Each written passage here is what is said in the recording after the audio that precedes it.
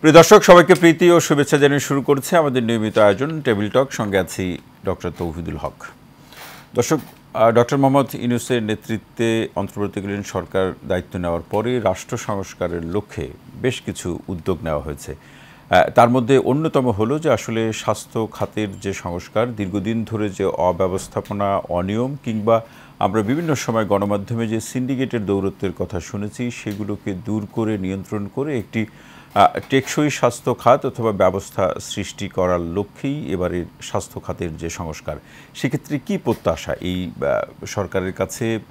স্বাস্থ্য বা চিকিৎসা অঙ্গনের যারা নেতৃত্বের পর্যায়ে আছেন, তারা দীর্ঘদিন ধরে অত্যন্ত সুনামের সাথে তাদের পেশাগত দায়িত্ব পালন করছেন। তারা কিভাবে সংস্কারটি প্রত্যাশা করেন এবং সেক্ষেত্রে তাদের পরামর্শ কী, সেটি আমরা আজকের আলোচনায় অত্যন্ত গুরুত্ব দিয়ে সেটি শোনার চেষ্টা করব। পাশাপাশি এটিও খুব গুরুত্ব সহকারে আমরা সম্মানিত আলোচকদের কাছ থেকে আমরা শুনব যে আসলে স্বাস্থ্য শিক্ষা, স্বাস্থ্য প্রশাসন এবং স্বাস্থ্য যে সেবার যে প্রসঙ্গ, সেক্ষেত্রে আমাদের যে মানব সম্পদ তৈরি করা এবং তৈরি করার যে ক্ষেত্রগুলো রয়েছে, সেগুলোকে সঠিকভাবে পরিচালনা করা, যাতে চিকিৎসার প্রয়োজনে আমাদের এখানের দেশের যে সম্মানিত চিকিৎসক যারা রয়েছেন, যে পদ্ধতিগুলো রয়েছে, রোগ নির্ণয়ের যে পদ্ধতি, সেগুলোর উপরে আমরা আস্থা রাখতে পারি এবং আমরা সকলেই জানি, সেটিও আসলে বোঝার চেষ্টা করব। সেই জানাটি হচ্ছে যে আমাদের দেশের অনেক অসুস্থ ব্যক্তি চিকিৎসার প্রয়োজনে বিভিন্ন দেশে চিকিৎসা নিয়ে থাকেন। সেক্ষেত্রে আমাদের রাষ্ট্রীয় অর্থ বিভিন্ন দেশে চলে যায়। সেক্ষেত্রে আমাদের দুর্বলতাগুলো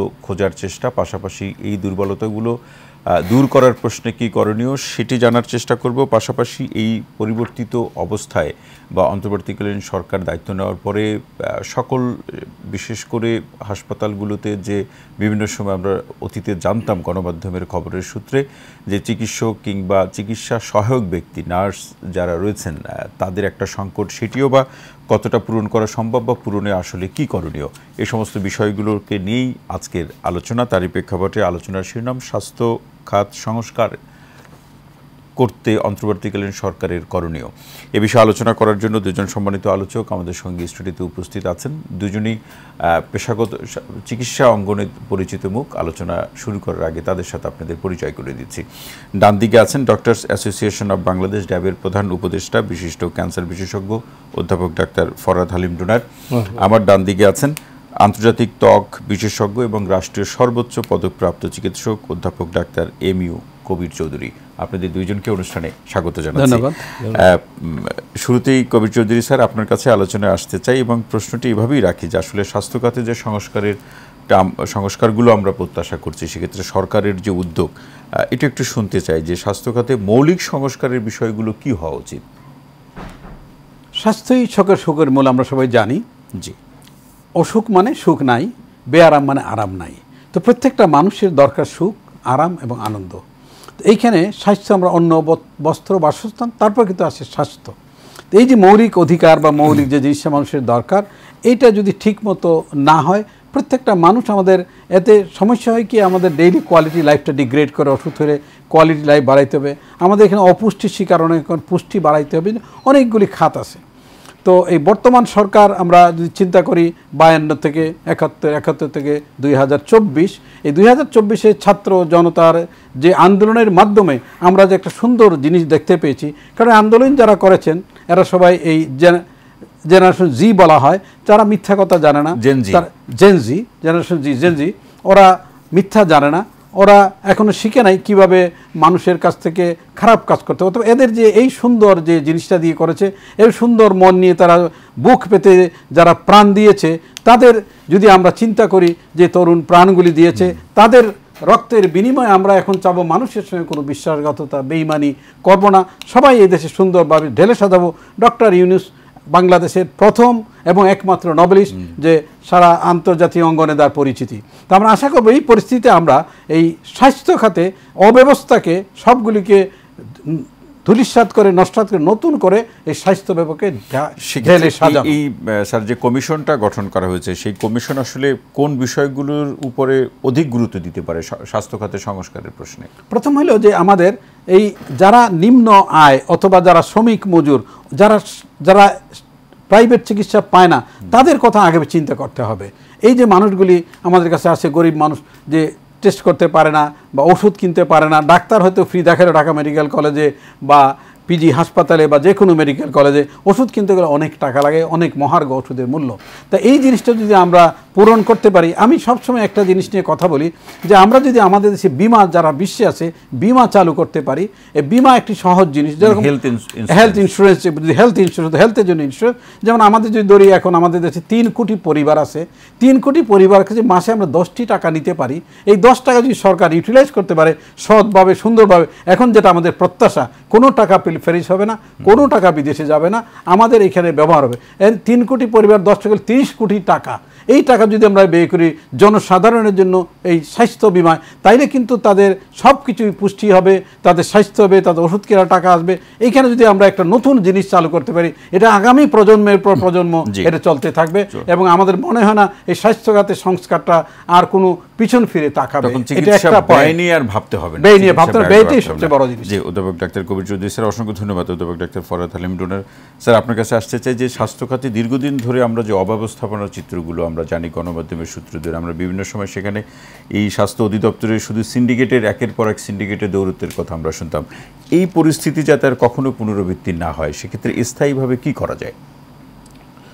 তো তোমাকে এবং কবির স্যারকে অসংখ্য ধন্যবাদ, আর তোমাকে বিশেষ করে ধন্যবাদ আমাকে এখানে আমন্ত্রণ করে। স্বাস্থ্যখাতে যদি তুমি চিন্তা করো, স্বাস্থ্যখাত অনেক ওয়াইড একটা জায়গা। আমাদের প্রাইমারি স্বাস্থ্যখাতে নিয়ে যে টার্সারি পড়তো, আমাদের অনেকগুলো ধাপ আছে, প্রত্যেকটা ধাপে কিছু কিছু কিছু সমস্যা আছে। সেই সমস্যা যদি আমরা সমাধান না করি তাহলে হবে না। স্বাস্থ্যখাতের মূল উপাদান কি? একটা হচ্ছে নার্স, একটা টেকনোলজিস্ট, একটা হচ্ছে ডাক্তার। জি, এই তিনটা যদি ওয়েল ইকুইপ না হয়, ওয়েল ট্রেন না হয়, আমি যতই চেষ্টা করব মানুষ ইন্ডিয়া চলে যাবে আমার সেবা না নিয়ে। আমাদের আজকে আমি ছোট্ট একটা উদাহরণ দিব স্বাস্থ্যখাতে। আজকে দেখেন, আজ থেকে যদি আপনি 15-20 বছর আগে চিন্তা করেন, আমাদের দেশে কার্ডিয়াক সার্জারি হইতো, আমরা এনজিওগ্রাম পর্যন্ত আমাদের দেশে করতাম না। কারণ কি? আমাদের দেশে ওই ধরনের ট্রেন সার্জন ছিল না, ট্রেন এনজিওগ্রাম করার মতো লোক ছিল না। কিন্তু এনএসিবিডি থেকে একটা জিনিস কাজ করছে, তারা যেরকম ওদের স্টুডেন্টকে তৈরি করছে, শিক্ষককে, সেই শিক্ষককে একবার দেশে হোক দেশের বাইরে হোক বিভিন্ন জায়গায় ট্রেনিং সিস্টেম চালু করছে।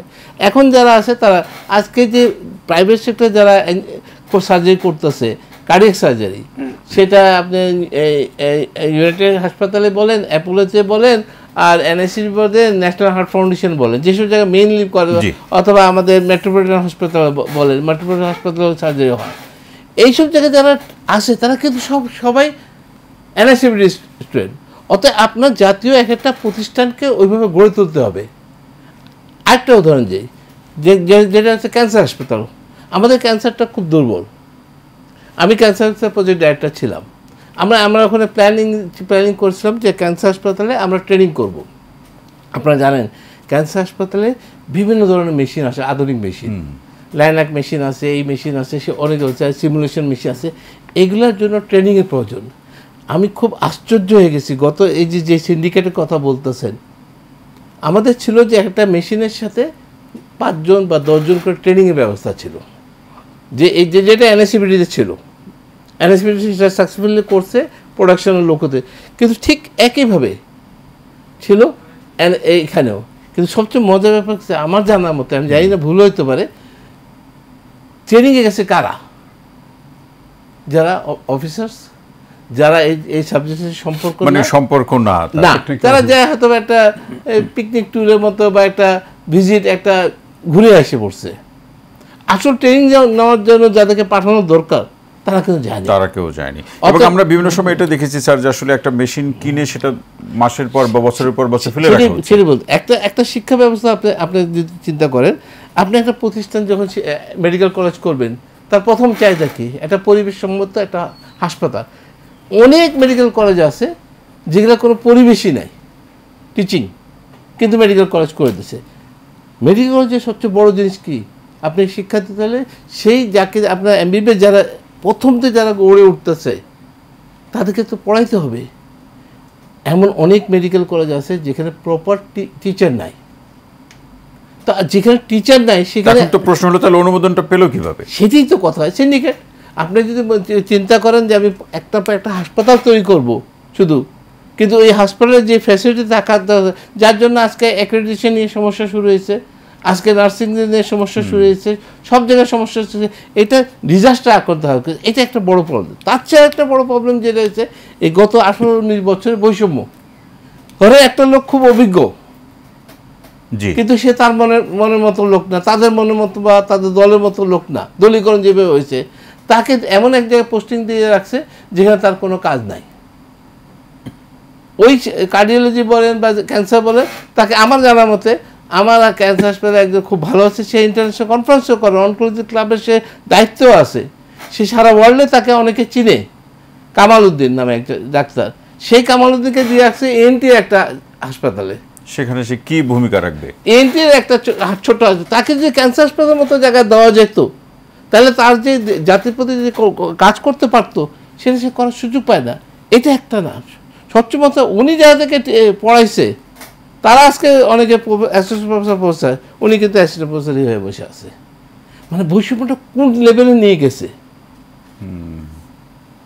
আপনার লেভেলটার কথা চিন্তা করে যে ওই লোকটা যাকে পড়াইছে, যাকে শিখাইছে, সে এখন প্রফেসর হয়ে যাচ্ছে, সে অ্যাসিস্ট্যান্ট প্রফেসর হয়ে বসে আছে। মানে এই পরিস্থিতি যাতে পুনরাবৃত্তি না ঘটে সেক্ষেত্রে কি করা? এই পরিস্থিতি পরিবর্তন সবচেয়ে বড় দায়িত্ব হচ্ছে সরকারের, সবচেয়ে বড়।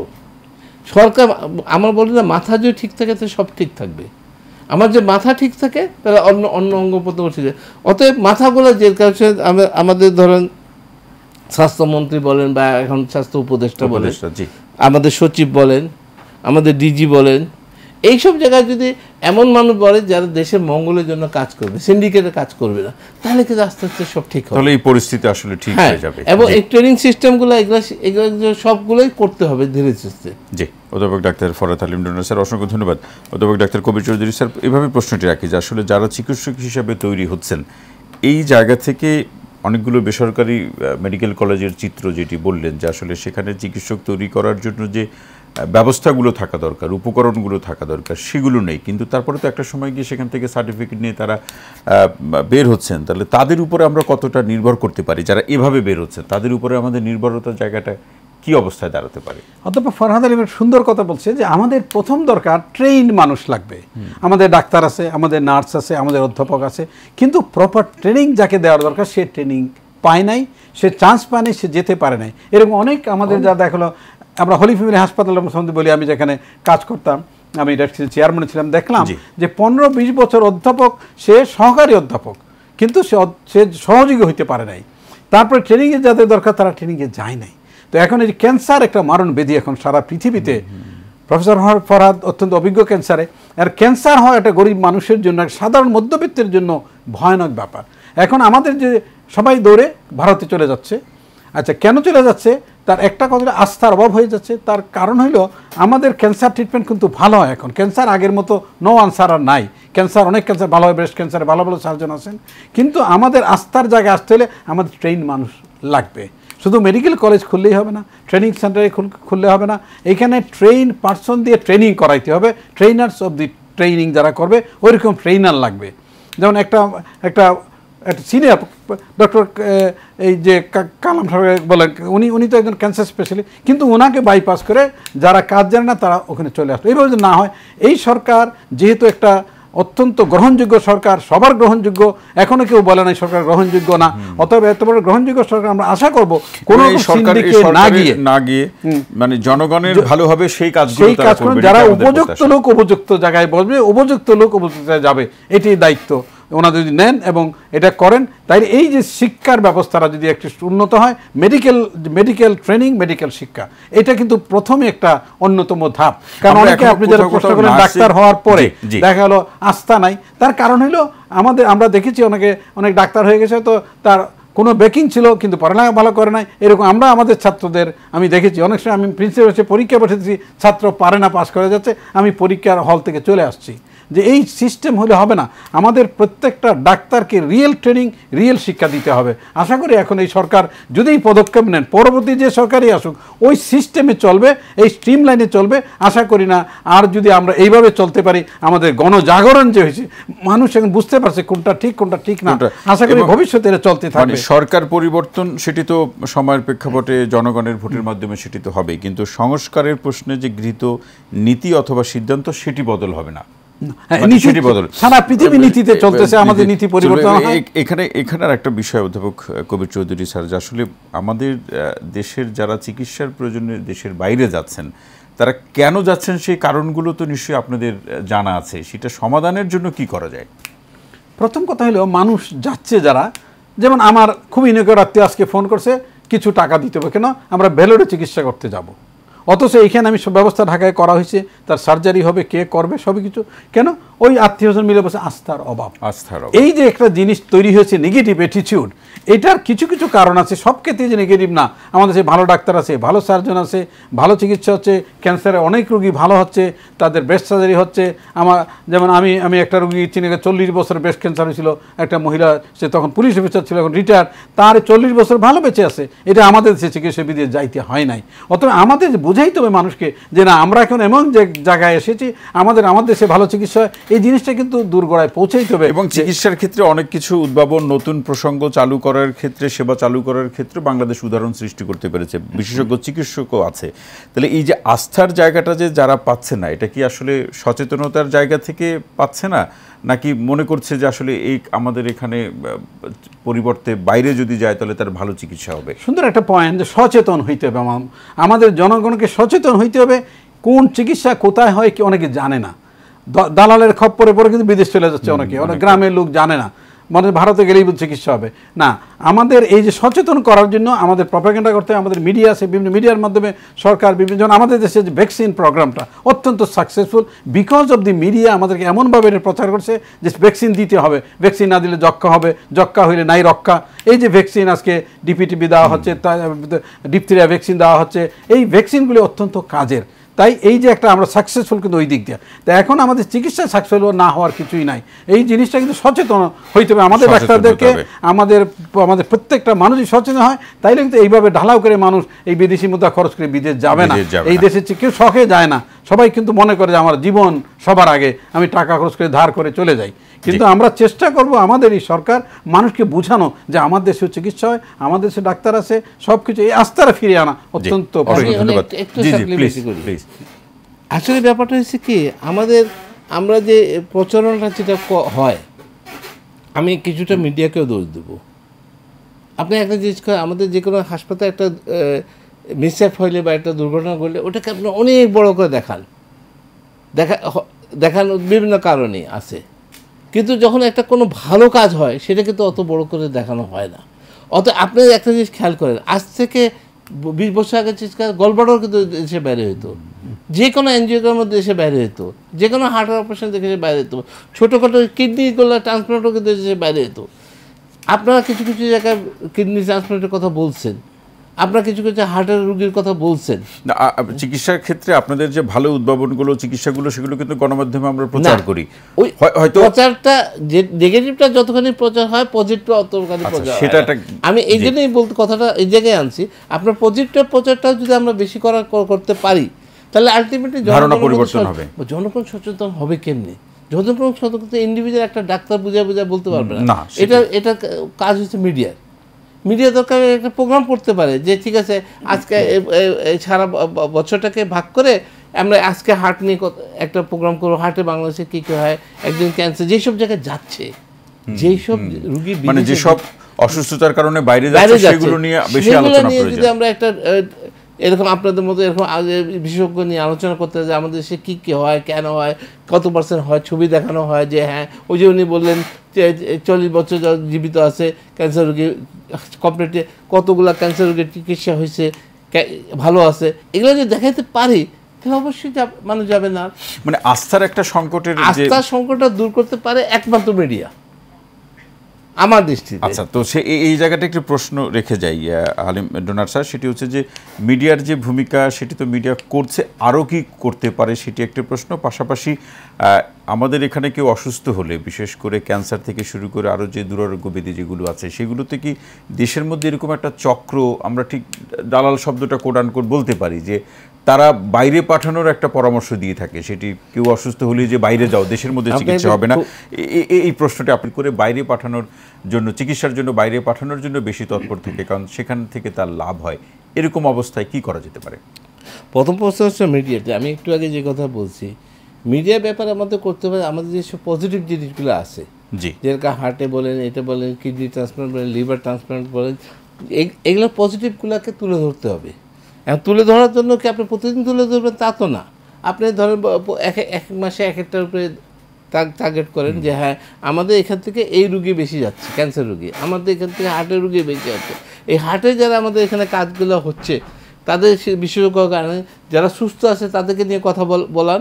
তাহলে এই প্রচারটা যখন জনগণের মধ্যে যাবে এবং তারা যখন দেখবে যে ওখানে গেলে আমার 20 লাখ টাকা খরচ হয়, এখানে আমার 5 লাখ টাকা খরচ হয়, তখন ওই জনগণ প্রত্যেকের কাছে মানি, কিন্তু তার কাছে ফ্যাক্টর, প্রত্যেকটা মানুষের কাছে মানি ফ্যাক্টর। যখন দেখবে আমি 5 লাখ টাকা দিয়ে এখানে করে পাইতে পারতেছি, আমি 20, 30 লাখ 40 লাখ বেড়ে যা করবো কেন? তখন সে অটোমেটিক আসবে। আর চক্র ব্যাপারে আপনার পৃথিবীর কি আশেপাশে কোনো দেশে দেখছেন যে আরেক দেশের অ্যাডভার্টাইজ টিভিতে দেওয়া হয়, পত্রিকা দেওয়া হয় হাসপাতালে? কিন্তু আমাদের দেশ সেই দেশ যেখানে ব্যাংকক হাসপাতাল, বামুনঘাট হাসপাতাল, ইন্ডিয়ার অনেকগুলো হাসপাতাল, চেন্নাই হাসপাতাল, অনেক হসপিটালের এজেন্ট পর্যন্ত আছে, বিজ্ঞপ্তি দেওয়া হয়। এজেন্ট তো আছেই, তা নাহলে বিজ্ঞপ্তি দেওয়া হয় কেন? বিজ্ঞপ্তি দেওয়া হয় পত্রিকায় এবং মিডিয়া, টিভিতে, এবং ওই যে প্রত্যেক এলাকায় যে একটা ডিশের লাইন থাকে সেখানে দেওয়া হয়। এখানে উদ্দেশ্য কী? উদ্দেশ্য হচ্ছে এখান থেকে রুগীকে ড্রেন করে নেওয়া যায়। এখন এটাকে তারা ইমপ্লিমেন্ট করে কেমনে? এটাকে ইমপ্লিমেন্ট করে দুইটাভাবে।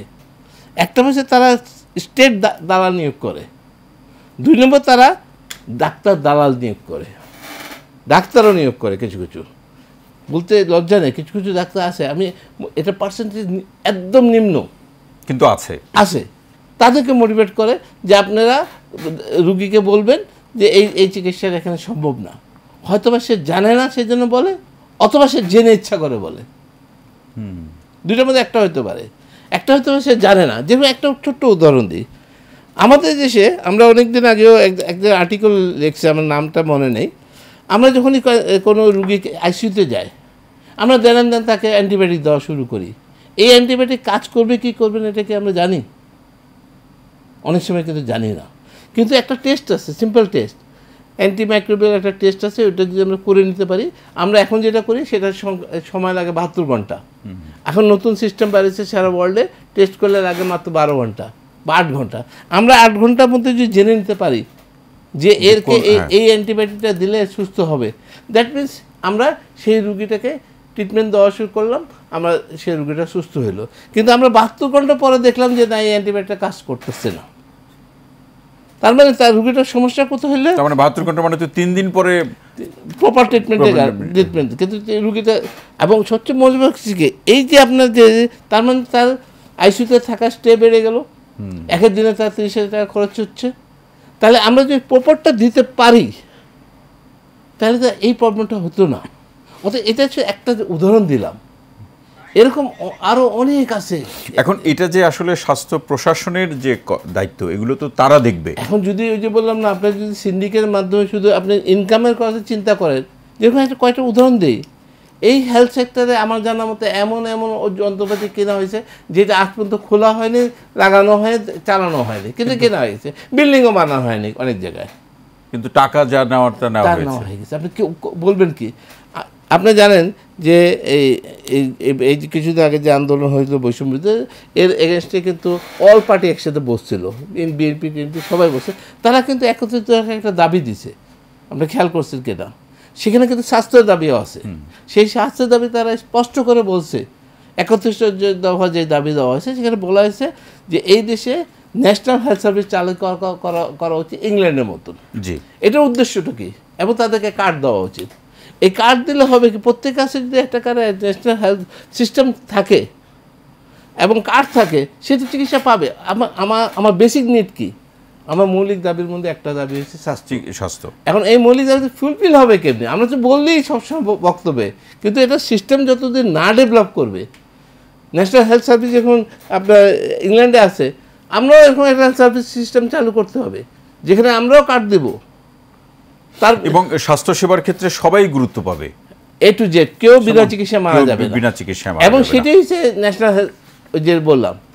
জি, অধ্যাপক ডাক্তার ফরহাদ হালিম ডোনার স্যার, আরও আলোচনা শুনবো। অধ্যাপক ডাক্তার কবির চৌধুরী স্যার আসতে চাই। যে শুরুর দিকে আলোচনা আপনি বলেছেন প্রশ্নের প্রেক্ষাপটে যে চিকিৎসা ব্যয় বাড়ছে, কিন্তু তার তো একটা যৌক্তিক অবস্থাও থাকতে হবে। সেই যৌক্তিক অবস্থাটা বা যৌক্তিকতার বিচারে কি মনে করেন যতটুকু বাড়ছে আমাদের এখানে চিকিৎসা ব্যয়, সেক্ষেত্রে সাধারণ মানুষের বক্তব্য হচ্ছে যে তাদের যে আয় বা উপার্জন, সেটা দিয়ে যারা অসুস্থ হন চিকিৎসা ব্যয় তারা নির্বাহ করতে পারছেন না।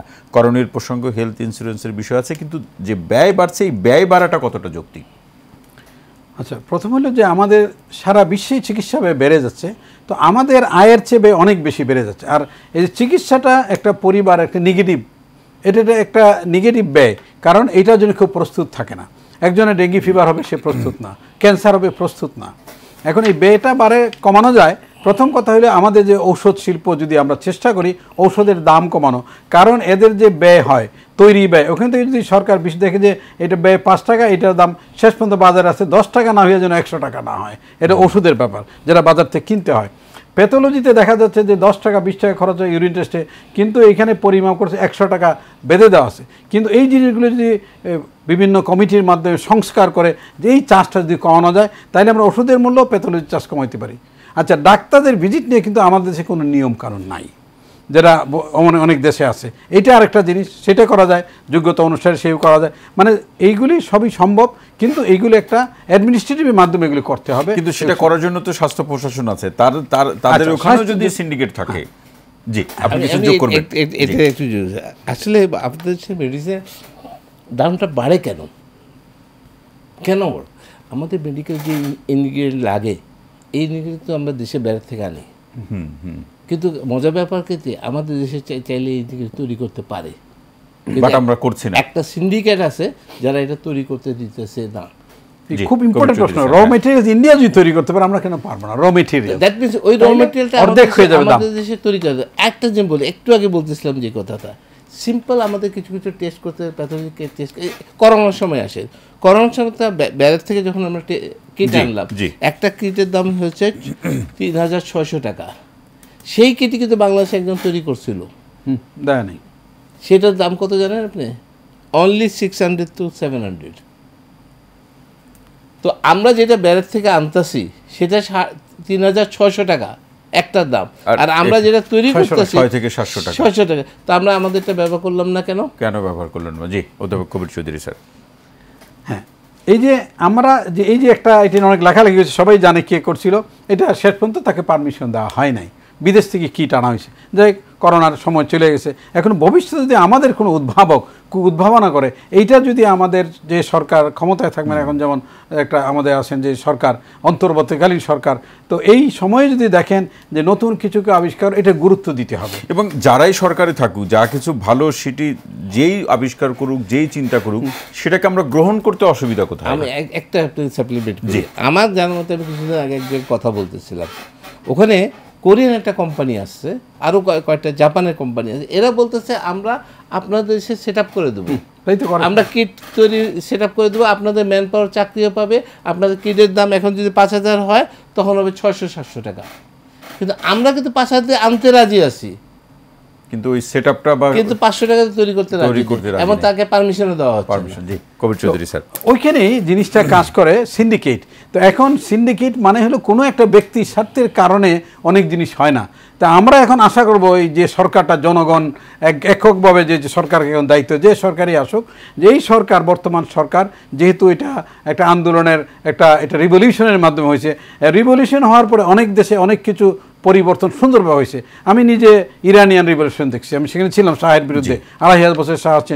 ওরা করো কি, ওদের যে ছাত্ররা আন্দোলন করেছিল, ওই ছাত্রদের বিভিন্ন জায়গায় বসিয়ে দিয়েছে যাতে কোথায় কোনো চুরিদারি না হয়। এবং আজকে পর্যন্ত সেই সেফা পাসদার বলে এক সংগঠন আছে, যারা ইয়াং স্টুডেন্ট, ওরাই চালাচ্ছে। তো আমরা যদি এখন সুন্দরভাবে যাতে পিলফেরিজ না হয়, যাতে কোনো অস্বাস্থ্যকর পরিস্থিতি না হয়, এর জন্য করতে পারি। যেমন একটা জিনিস চিকিৎসার ব্যাপারে, error and safety of the patient.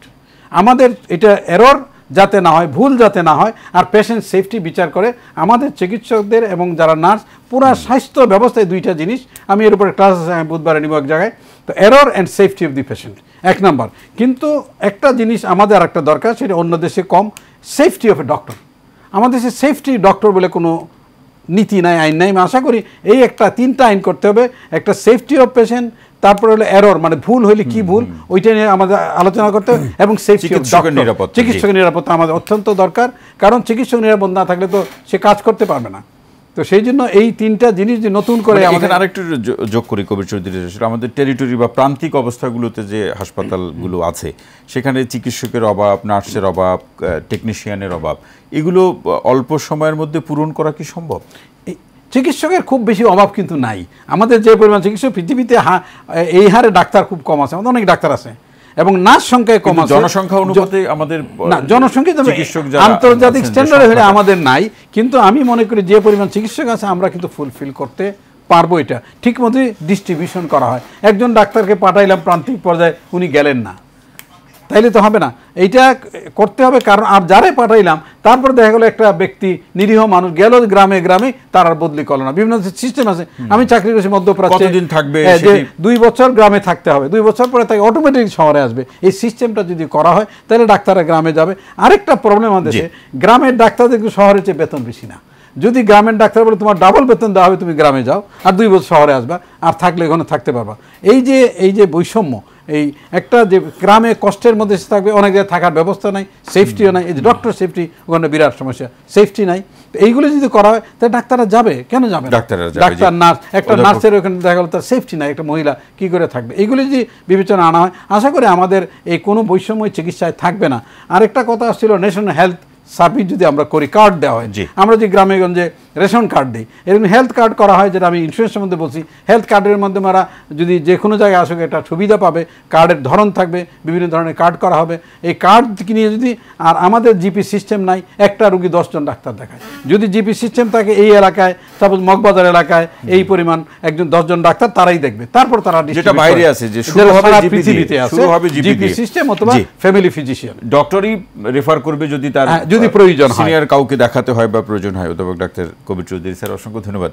অধ্যাপক ডাক্তার ফরহাদ হালিম ডোনার স্যার আসতেছে এই প্রসঙ্গে, যে তৃণমূলে চিকিৎসা সেবা পেতে যে প্রশ্নগুলো আছে সেটি কতটা দূর করা সম্ভব। পাশাপাশি আরেকটি প্রশ্ন আছে আপনার কাছে, যেটা আমাদের যারা অসুস্থ হন তারা বিশেষ করে অপারেশনের প্রয়োজন হয় এবং তার আত্মীয় স্বজন যে অভিযোগটা করে থাকে, যে পোস্ট অপারেটিভ ম্যানেজমেন্ট নিয়ে আমাদের এখানে যথেষ্ট প্রশ্ন আছে। কিন্তু আমাদের স্বাস্থ্য খাতের যে অগ্রগতি, এরপরে তো পোস্ট অপারেটিভ ম্যানেজমেন্ট নিয়ে এত প্রশ্ন থাকার কথা না, কিন্তু প্রশ্নগুলো তৈরি হচ্ছে কেন? ঠিক আছে, এটা 2টা অংশ। একটা হচ্ছে আমাদের প্রান্তিক লেভেলে কিন্তু কতগুলো ফ্যাক্টর কাজ করতেছে। একটা হচ্ছে আপনি ডাক্তারকে যেখানে পাঠাচ্ছেন ইউনিয়ন লেভেলে, সেখানে কি তার থাকার জায়গা আছে ঠিক মতো, তার যাতায়াতের ব্যবস্থা আছে ঠিক মতো, তার ব্যক্তিগত নিরাপত্তা আছে ঠিক মতন। আপনাকে এগুলোও চিন্তা করতে হবে। আপনি প্রচার করতেছেন ইউনিয়ন পর্যায়ে সব কিছু ফ্রি, কিন্তু আপনি ওষুধও দিতেছেন না, কিছু দিতেছেন না। ওই ডাক্তারটা মাঝখানে মাইকা দিতেছে, ডাক্তারকে বলে তুই বলে ওষুধ চুরি করিস, কিন্তু সে তো জানেই না ওষুধ কোথা থেকে আসছে না আসছে।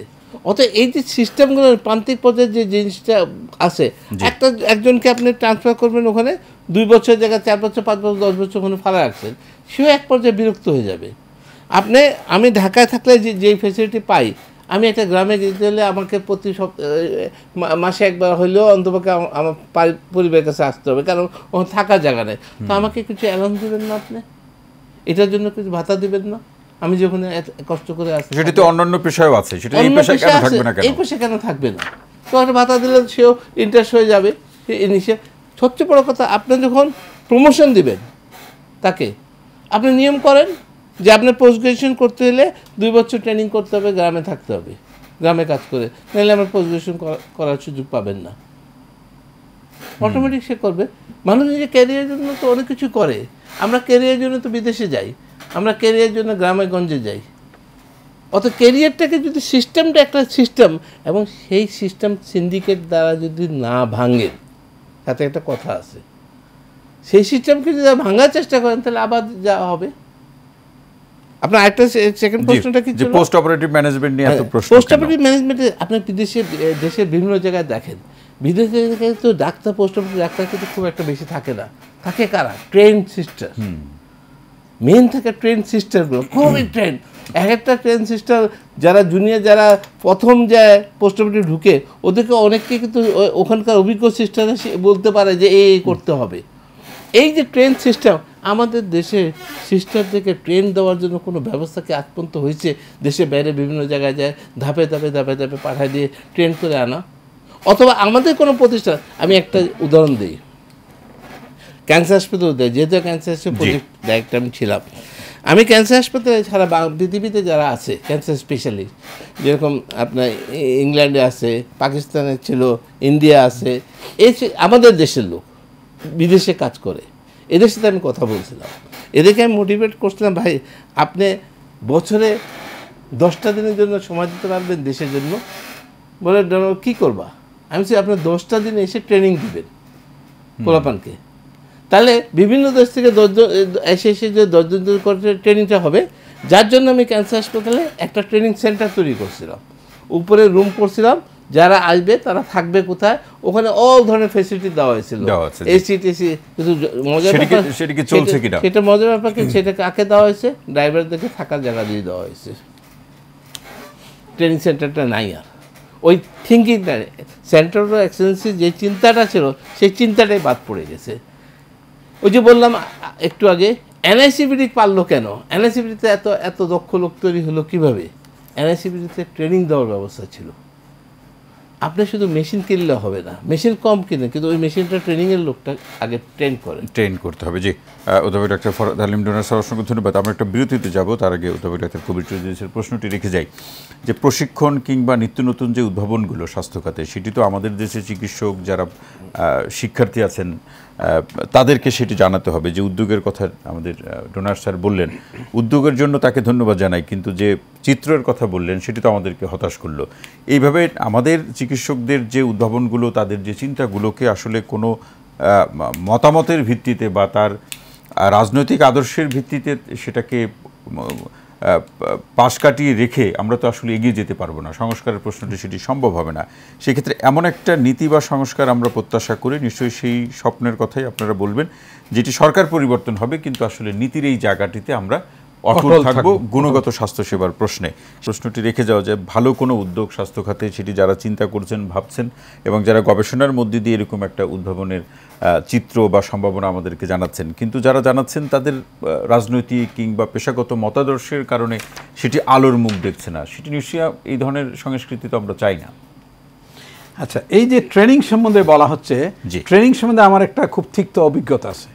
আমি আজকে থেকে প্রায় 20 বছর আগে একটা Canada Bangladesh friendship in medical education করার জন্য একটা প্রজেক্ট কানাডার থেকে আমি নিয়ে এসেছিলাম। সেখানে প্রজেক্ট ছিল আমাদের ডাক্তাররা কানাডায় গিয়ে ট্রেনিং দিবে, এদের টট বলা হয়, এরা ট্রেনার অব দি ট্রেনিং এসে ট্রেনিং দিবে। তো এইটা অনেক বছর চেষ্টা করে সরকার পরিবর্তন করা, এটা সেটা করে আলটিমেটলি এটা শেষ পর্যন্ত আলোর মুখ দেখে নাই। কেন দেখে নাই? যখন শেষ পর্যন্ত ফাইনালি আমাদের মিনিস্ট্রি অফ হেলথ জায়গা দিয়ে দিলেন 6 তলার উপরে, আমরা আরও 6 তলা করবো, 19 কোটি টাকা সিডা দিবে, সব কিছু। একজন তখন উনি ছিলেন ভদ্রলোক, লাইম ডাইরেক্টর বলে, জয়েন্ট সেক্রেটারি, উনি বলে আমার স্বার্থ কী? বলে আপনার কোনো স্বার্থ নাই, স্বার্থ তো জাতির, জনগণের স্বার্থই তো। আমি বললাম এটা না, জাতির উন্নতির জন্য, আমাদের ডাক্তারের উন্নতির জন্য আমাদের যাই। উনি বললেন না, তখনকার সেক্রেটারি বললেন না, তাইলে তো আমাদের ডাক্তাররা বিদেশ গেলে আর আসবে না ট্রেনিংয়ে। তো এইগুলি তো কোনো কথা না। যাই, এটা কিন্তু দেখেন, এটা বড় উদ্যোগ ছিল।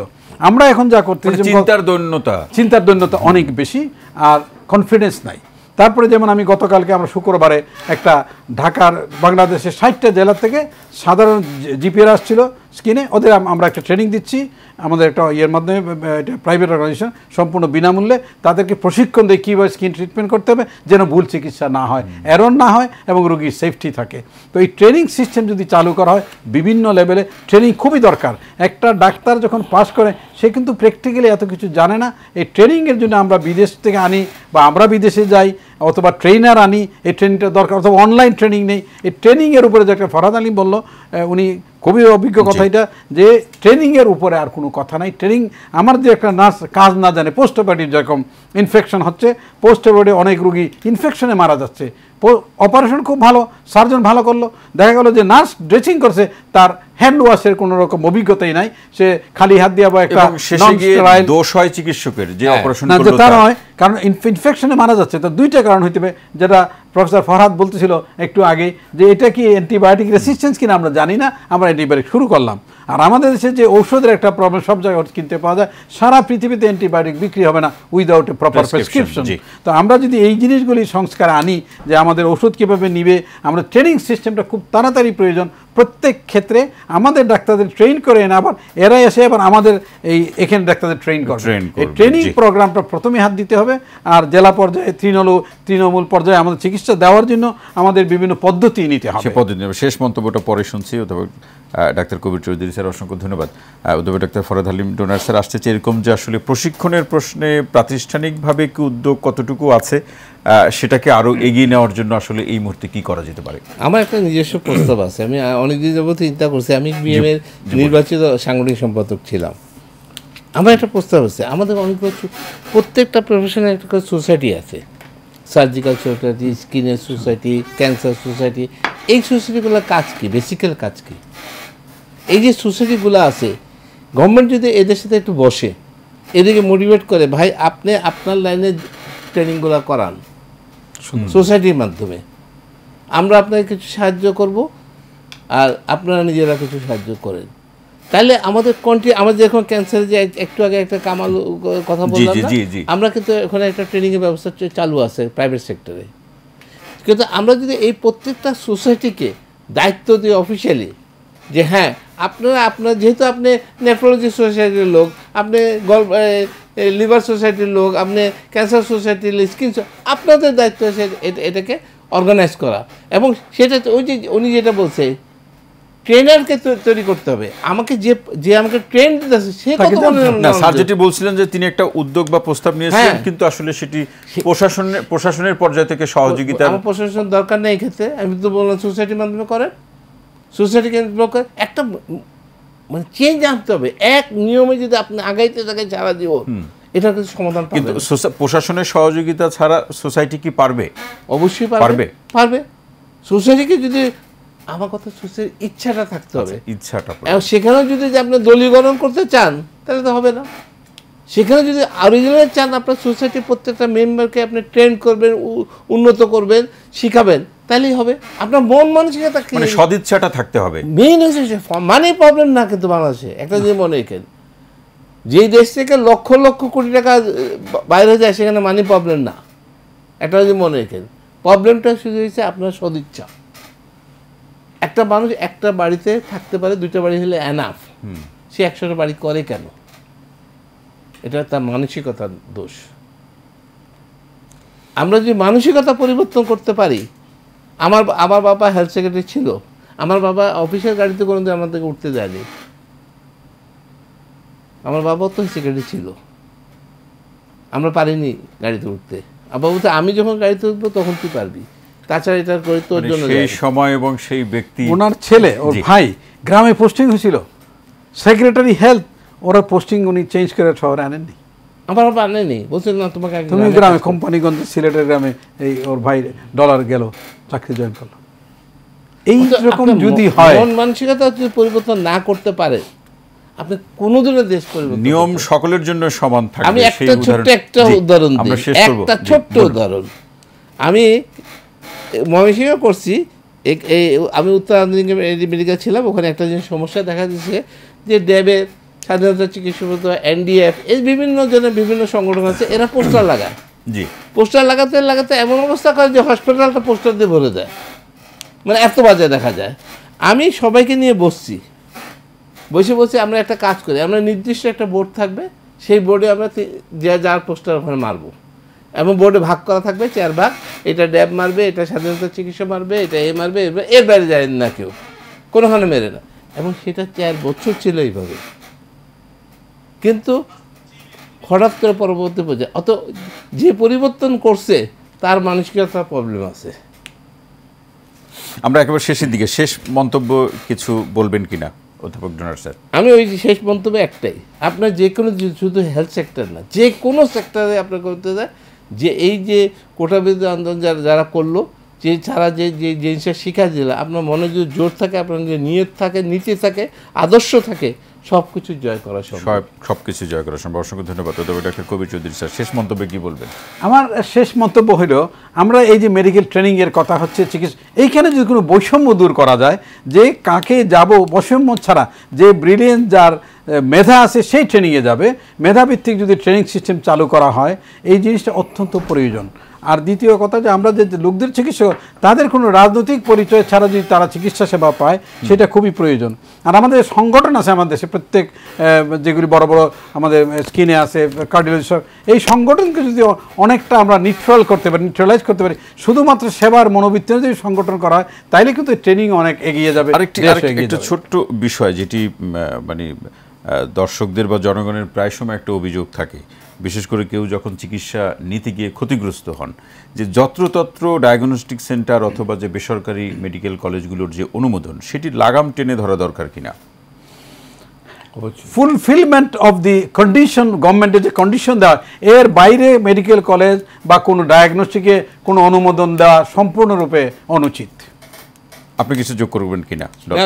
আমি আগে কথা, আপনার যদি মন মানসিকতা ঠিক থাকে, আপনি যদি টার্গেট করেন যে আমি এটা করব, এবং সেটা যদি সৎ নিয়ত থাকে, তাহলেই পারবেন। নিয়তটা আপনার সৎ। স্যার কিছু যোগ করবেন?